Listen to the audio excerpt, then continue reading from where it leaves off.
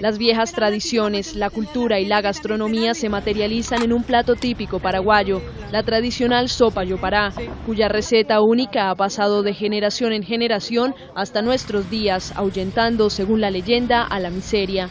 La cocinera Cecilia Romero, que junto con otras personas la prepara y sirve a los comensales en pleno centro de Asunción, nos cuenta que con el yopará ahuyentan al señor Octubre. Caray Octubre nosotros le llamamos a un señor, ¿verdad?, que trae detrás suyo la pobreza, ¿verdad? El que hace faltar de repente el pan de cada día. Por eso nosotros llevamos mucho la tradición de que hay que comer el famoso yopará, ¿verdad?, para poder sacar ese famoso tueracú, como se dice, la mala suerte, la mala onda. Por eso en el primer día de octubre muchos lugares como la Plaza de la Democracia sirvieron esta tradicional sopa cocinada en casas, restaurantes, aceras y parques.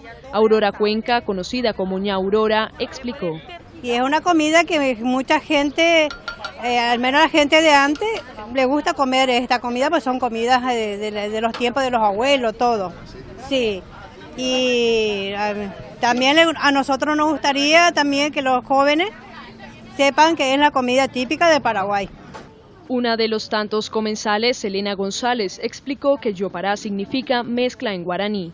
Que es una mezcla de todo el poroto con el locro, con todas las verduras.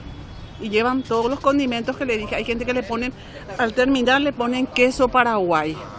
Así en todo el país, la población entera se entrega cada 1 de octubre a la sabrosa tradición, como un talismán contra el hambre.